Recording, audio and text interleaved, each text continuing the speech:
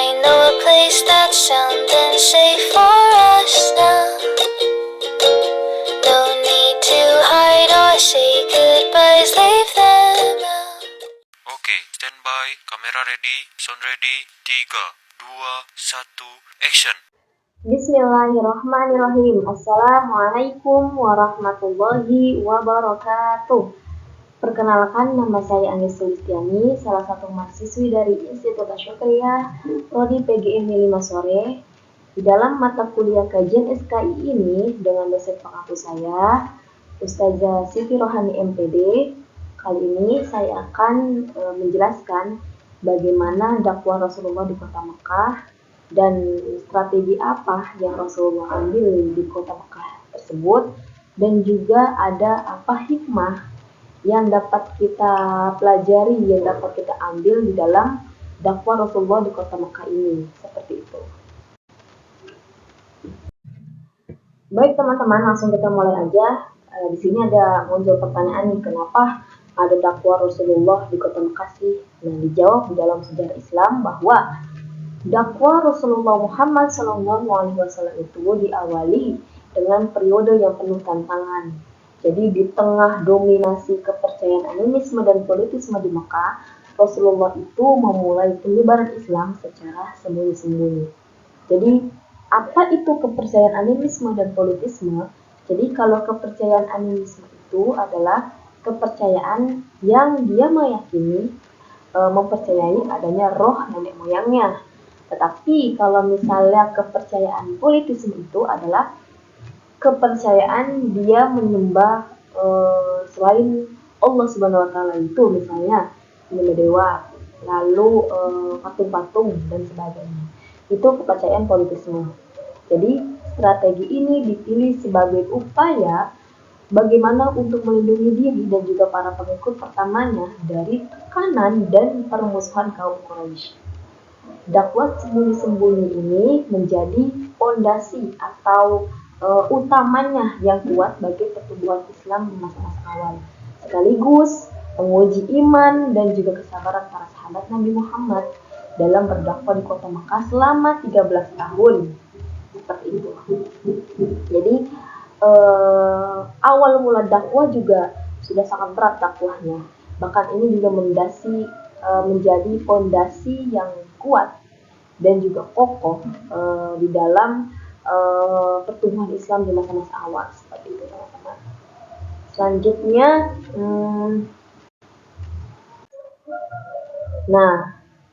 saat beliau berada di kota Mekah, maka Allah Subhanahu wa taala telah menurunkan wahyu Al-Qur'an sebanyak 4.726 ayat dan juga 89 surat. Surah-surah yang diturunkan di kota Mekah itu dinamakan dengan surah Makkiyah. Jadi waktu masih kecil itu kita pernah belajar teman-teman ya. Oh, surah Al-Qari'ah itu diturunkan di kota Mekah karena dia termasuk golongan surah Makkiyah. Seperti itu. Jadi yang kita sering sebut surah Makkiyah itu merupakan surah yang diturunkan di kota Mekah. Seperti itu. Adapun tujuan dakwah Nabi Muhammad di dalam periode Mekah ini adalah apa teman-teman tujuannya? Yaitu agar masyarakat Arab jahiliyah itu bisa meninggalkan tradisi jahiliyahnya. Jadi tradisi kebodohan itu dihilangkan oleh Nabi Muhammad yang tradisi ini tuh dianggap kurang beradab dan sangat merugikan masyarakat pada waktu itu, serta juga mengajak untuk berubah ke jalan kebenaran dengan melalui ajaran Islam. Jadi Nabi Muhammad SAW melakukan dakwah di kota Mekah dengan cara sembunyi-sembunyi itu bertujuan untuk utamanya itu untuk meninggalkan tradisi jahiliyahnya, karena di zaman kebodohan tersebut itu tradisinya itu kurang beradab dan juga merugikan masyarakat setempat pada saat itu, karena mereka itu masih banyak yang menyembah berhala, masih meyakini adanya patung untuk disembah, dan roh nenek moyang itu mereka mempercayai, terus juga mengubur bayi wanita itu secara hidup-hidup. Itu merupakan tradisi-tradisi kebodohan dan dianggap kurang beradab. Maka dari itu Rasulullah mengajak untuk berubah ke jalan kebenaran dengan melalui ajaran-ajaran Islam yang benar, yang lurus seperti itu. Dalam menyampaikan dakwahnya, Rasulullah menyusun beberapa strategi agar sebuah dakwahnya bisa diterima di kalangan masyarakat Quraisy waktu itu. Jadi Rasulullah di dalam berdakwah itu tidak langsung berdakwah saja teman-teman, tetapi juga dia merancang strategi. Beliau merancang strategi bagaimana nih dakwah yang beliau sampaikan, dakwah yang beliau utarakan itu bisa diterima dengan baik, walaupun tantangannya itu ya sangat berat, sangat lelah, tetapi beliau Rasulullah itu tidak untuk pantang menyerah, melakukan strategi awal tidak terima, melakukan strategi yang kedua belum diterima juga, strategi yang ketiga, dan sampai dakwah itu diterima. Rasulullah itu tidak pantang menyerah agar melakukan suatu kebenaran dan menghilangkan sebuah kebodohan seperti itu. Adapun strategi dakwah pada periode Mekah ini ada dua model, yaitu ada dakwah secara sembunyi-sembunyi dan juga ada dakwah secara terang-terangan. Seperti itu teman-teman. Lanjut teman-teman, ada model yang pertama yaitu dakwah secara sirriyah atau juga sembunyi-sembunyi. Jadi isi dakwah periode Mekah Rasulullah itu berisi yang pertama ada tauhid. Tauhid itu adalah kita mengesahkan Allah. Kita bertauhid kepada Allah. Dua, mempercayai adanya hari kiamat sebagai hari pembalasan. Jadi dunia ini hanya sementara, tetapi kehidupan yang selama-lamanya itu adalah di hari akhir nanti. Dan hari akhir nanti itu adanya hari kiamat sebagai hari pembalasan, yang dimana hari pembalasan ini adalah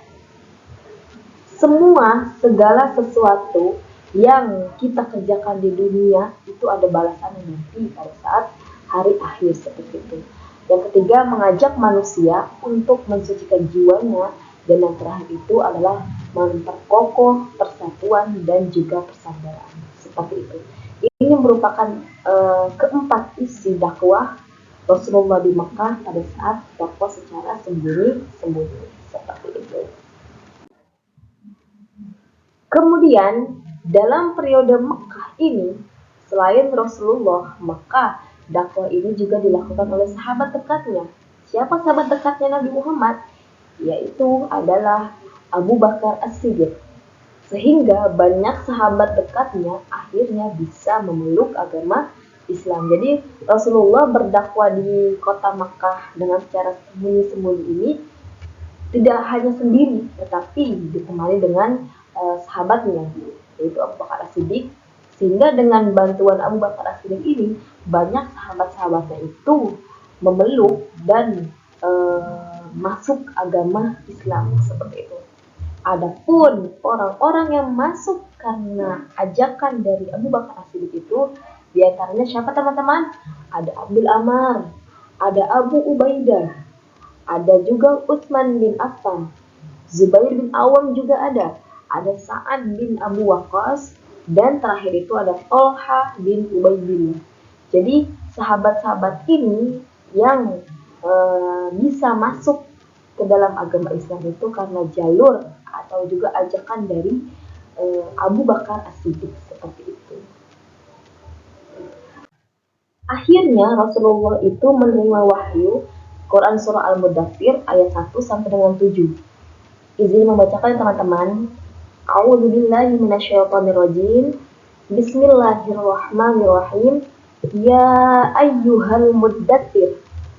Wahai orang-orang yang berselimut. Siapa yang berselimut? Yaitu Nabi Muhammad SAW. Kum fa'anzir. Bangunlah, lalu berilah peringatan. Wa rabbaka fakabbir. Tuhan agungkanlah. Wa thiyabaka fatahhir. Pakaianmu bersihkanlah. Itu yang ayat keempat. Ayat kelima selanjutnya teman-teman. Wa rujja fahjur. Segala perbuatan yang keji maka tinggalkanlah. Apa itu perbuatan terkeji teman-teman? Seperti mengubur bayi perempuan secara hidup-hidup, meminum khamar, lalu juga menyembah berhala, itu merupakan perbuatan keji. Maka di dalam Quran surah Al-Mudaththir ayat ke-5 dijelaskan bahwa segala perbuatan keji maka tinggalkanlah. Lalu ayat yang ke-6 itu adalah wala tamnun tastakthir. Janganlah memberi dengan maksud memperoleh balasan yang lebih banyak. Jadi kita kalau mau memberi hanya sekedar memberi saja teman-teman. Tidak ada kita berharap untuk aku memberikan kepada dia harus kembalikan juga seperti itu kepadaku. Tidak dengan seperti itu teman-teman. Kalau kita niat memberi, ya hanya sekedar memberi, balasan itu nanti akan dibalas oleh Allah, bukan kepada manusia itu sendiri, seperti itu. Kemudian ayat yang terakhir itu adalah walirabbika fasbir, karena Tuhanmu maka kita diharuskan untuk bersabar. Jadi kita bersabar itu bukan karena manusia, bukan karena keluarga, bukan karena hal lain, tetapi karena Tuhan kita Allah Subhanahu wa Ta'ala, maka kita harus bersabar seperti itu. Jadi setelah menerima wahyu Quran surah Al-Mudaththir ayat 1 sampai dengan 7 sebagai pengangkatan Rasulullah menjadi seorang Rasul Allah Subhanahu wa Ta'ala, Rasulullah melakukan dakwah secara sembunyi-sembunyi. Hal itu dilakukan untuk mengantisipasi guncangan di dalam masyarakat Quraisy Mekah pada saat itu, yang masyarakat Quraisy ini sangat terikat, sangat fanatik dan juga kuat untuk mempertahankan kepercayaan jahiliyahnya. Jadi masyarakat Quraisy itu pada saat itu sangat-sangat fanatik teman-teman, sangat-sangat kuat, sangat-sangat terikat. Jadi agak sulit untuk dihilangkan kepercayaan jahiliyah tersebut. Jadi beliau memulai dakwah kepada keluarga dan juga kerabat terdekatnya terlebih dahulu. Jadi tidak langsung kepada khayalak ramai, tidak langsung dakwah secara terang-terangan, orang semua tahu, tidak seperti itu. Karena pada saat itu kaum kafir Quraisy itu sangat-sangat kental dengan tradisi jahiliyahnya. Jadi Rasulullah melakukan strategi itu dengan terlebih dahulu mendakwahi keluarganya, sahabat karibnya, teman dekatnya, gitu. Tapi setelah itu kalau sudah diterima barulah dengan dakwah secara terang-terangan. Jadi dakwah dengan secara sembunyi-sembunyi itu berlangsung selama kurang lebih 3 tahun. Seperti itu teman-teman. Lalu bagaimana teman-teman kesimpulannya? Nah, di sini ada 4 poin yang saya ambil kesimpulan, bahwa saya menarik kesimpulan bahwa yang pertama, dakwah Rasulullah Muhammad SAW yang dilakukan di kota Mekah secara sembunyi-sembunyi pada tahap awal ini merupakan tentunya strategi yang paling efektif dalam menanamkan nilai-nilai Islam pada para sahabatnya. Yang poin kedua, bahwa meskipun Rasulullah itu dihadapkan pada berbagai tantangan, berbagai rintangan, cobaan seperti halnya penolakan dan juga ancaman dari kaum kafir Quraisy, tentunya Rasulullah itu berhasil membangun fondasi yang sangat kuat, fondasi yang sangat kokoh bagi pertumbuhan agama Islam, seperti itu. Lalu selanjutnya, keberhasilan ini itu tidak terlepas teman-teman dari kemampuan Rasulullah dalam dunia dakwahnya, keteladanan beliau, dan juga dukungan para sahabat tentunya. Namun kita perlu ingat bahwa dakwah sembunyi-sembunyi ini juga tentunya memiliki keterbatasan teman-teman, karena sembunyi-sembunyi ya, terutama itu keterbatasan dalam hal jangkauannya dan juga kecepatan penyebarannya. Jadi kalau dakwah secara sembunyi-sembunyi itu penyebarannya itu tentunya mungkin memerlukan waktu yang sangat lama, karena by step ya, satu orang yang harus kita dakwahi, tidak langsung menyebar luas, tidak berbeda dengan dakwah secara sembunyi-sembunyi. Jadi tahapannya pun, penyebarannya pun dilakukan agak sedikit lama dan membutuhkan waktu, tetapi kita harus bersabar karena kita yakin dan optimis bahwa buah dari kesabaran itu adalah hasilnya menyenangkan, seperti itu. Jadi oleh karena itu, perahlian ke dakwah terbuka menjadi langkah strategis yang diambil Rasulullah untuk mempercepat pertumbuhan umat Islam. Seperti itu teman-teman. Jadi kalau kita tarik hikmahnya, kita tarik ibrahnya, kira-kira ibrah yang kita ambil itu apa? Kalau saya pribadi, ibrahnya itu tentang kesabaran. Jadi kalau kita di dalam dunia dakwah, kita mendakwahi keluarga tentunya, apalagi mendakwahi orang lain, itu harus dengan proses kesabaran. Di dalam dunia dakwah itu pastinya ada orang yang menolak, ada orang yang pro terhadap dakwah kita, ada orang yang tidak pro terhadap dakwah kita ditolak, dicaci maki, tidak diterima. Tentunya kita harus bersabar. Harus terus bersabar, sekali bersabar, 2 kali bersabar sampai hasilnya itu manis teman-teman gitu. Itu yang dilakukan oleh Rasulullah SAW. Banyak tantangan, rintangan, cobaan, tetapi harus disertakan dengan kesabaran, dan kesabaran itu harus dijalankan dengan dakwah yang semaksimal mungkin harus kita jalankan seperti itu. Itu teman-teman materi yang mengenai dakwah Rasulullah di kota Mekah. Cukup sampai di sini saja dari saya. Terima kasih teman-teman. Berikut daftar pustaka yang saya gunakan di dalam dakwah Rasulullah di kota Mekah ini. Saya mengambil daftar pustaka yang seperti yang sudah ditertera di dalam PowerPoint teman-teman. Boleh dilihat.